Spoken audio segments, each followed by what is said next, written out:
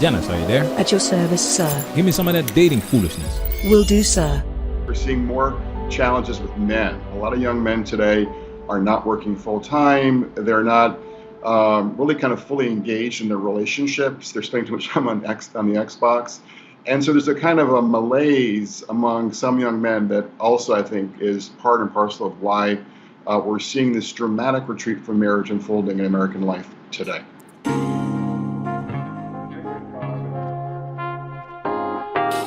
Men rather play Xbox instead of getting married, and mainstream media doesn't hold women accountable. Welcome to Management Highlights Daily. Today we are highlighting the Dr. Phil Show, and Professor Brad is going to talk about why people are marrying less these days.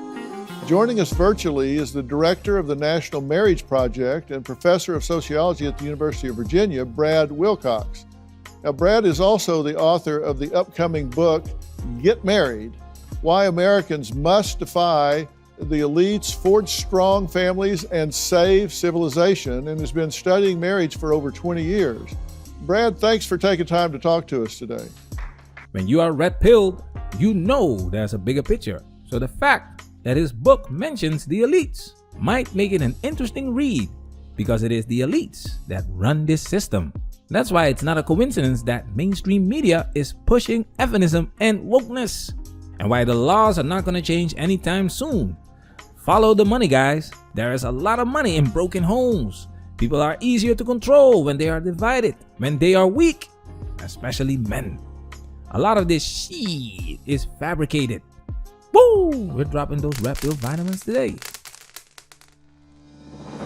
Now it's time for us to get into this and do what we gotta do.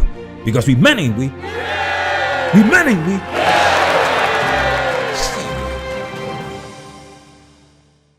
We do know, in looking at certainly the young generation today, they're dating later in life. They're getting married less than previous generations. Why do you think that's true? Well, I think we have this sort of idea out there today that marriage is about basically, a capstone, and you've got to get all your ducks in a row in terms of, your career, your relationship, and everything else. And so folks are kind of postponing marriage in many cases, postponing kind of the pursuit of marriage in many cases. I think also it's the case too that a lot of folks have very high expectations for a spouse, and so it makes it harder to find someone who kind of meet the bar for that in this cultural context. And the final thing that I would say. Red flag alert. Hold up, Professor Brad. Stop being politically correct. We all know it's women that have unrealistically high standards. Research confirmed this, Professor Brad. You know this because you studied this shit for 20 years. But I understand where Professor Brad is coming from. Because if he says it's women who have unrealistic expectations, he triggered these crybabies, immediately get misogynist status, and be canceled on the Dr. Phil Show. We understand, Professor Brad. In this cultural context. And the final thing that I would say is we're seeing more challenges with men. A lot of young men today are not working full time. They're not really kind of fully engaged in their relationships. They're spending too much time on the Xbox. And so there's a kind of a malaise among some young men that also, I think, is part and parcel of why we're seeing this dramatic retreat from marriage unfolding in American life today. Now we're talking, Professor Brad. You see how he's walking on eggshells here, using the word malaise. But still pointing the finger at men, not to upset these crybabies. This malaise is easily pinpointed. We all know what happens to the punani when men are broke.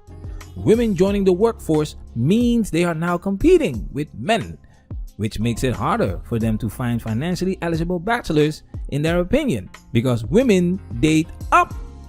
When Professor Brad says men are not fully engaged in a relationship playing Xbox, what relationship? What relationship?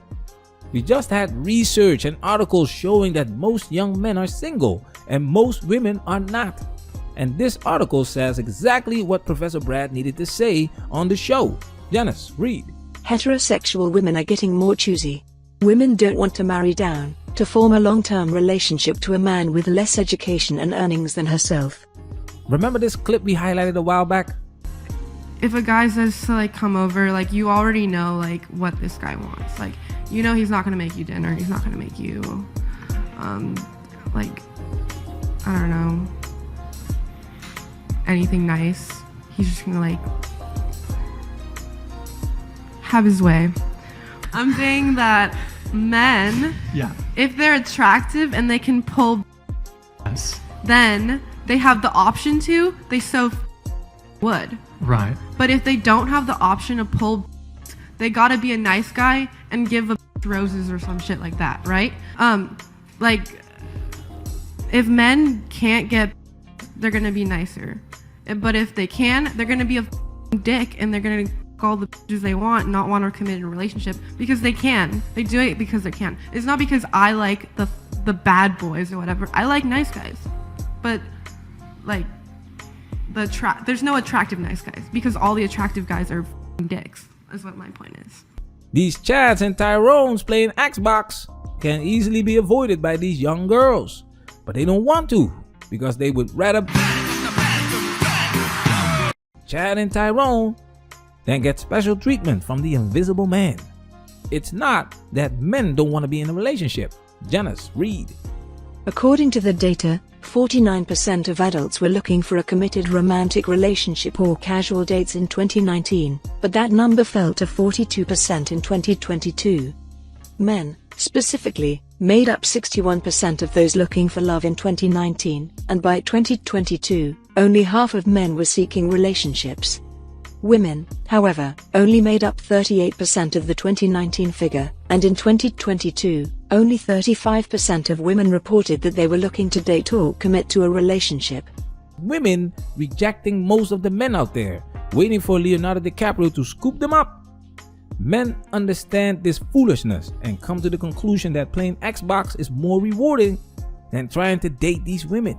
Can't say this shit on the Dr. Phil show. You have to say malaise. And you say that it's really, the institution of marriage has really collapsed since the 70s. How much?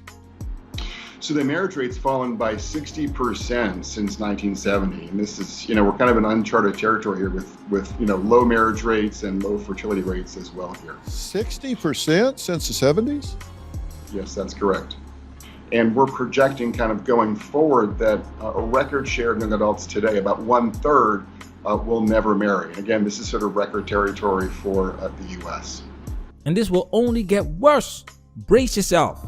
Only when something catastrophic happens, it's gonna change. And the catastrophe is on its way. Real quick about the 70s. Almost everything that you need to know happens in the late 60s, early 70s.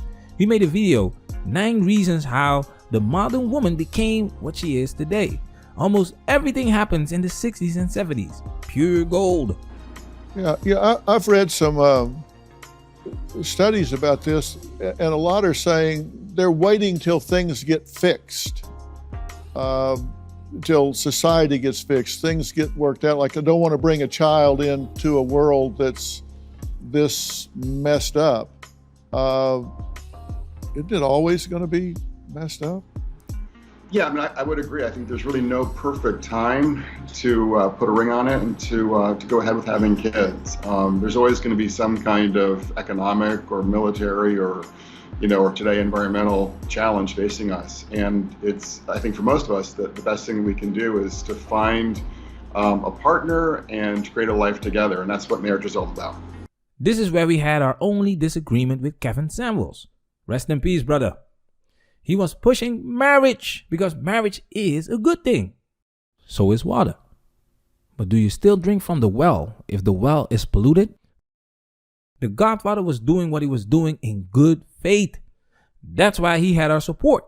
But we made it very clear on this channel. Do not get married. I repeat, do not get married. There are no benefits for men in modern marriage. The laws are not working in your favor. The data and statistics are not working in your favor. Getting married in modern Western society is like playing Russian roulette with a revolver where 5 of the 6 chambers are filled with bullets. The foolishness. I personally wanted a family.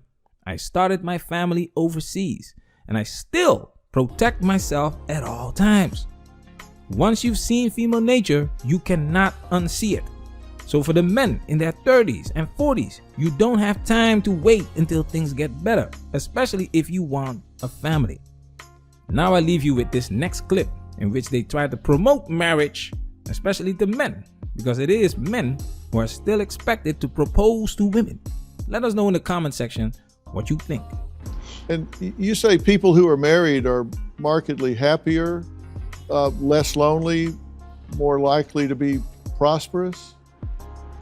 Yeah, what we see in the data is that folks who are married are about twice as likely to be very happy.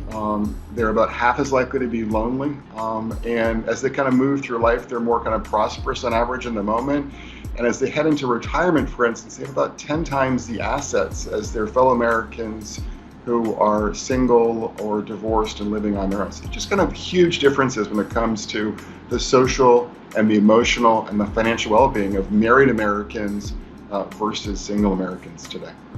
Do married men live longer? They do. I mean, some would put it at 8 or 9 years in terms of if you kind of get married and stay married in your your 20s or early 30s. It's about what we would argue about sort of the equivalent of smoking a pack of cigarettes a day, but kind of in the opposite direction. Well, you still want to get married after the pep talk? Let us know in the comment section. Manosphere, we working. Protect yourself at all times. This video has officially been highlighted.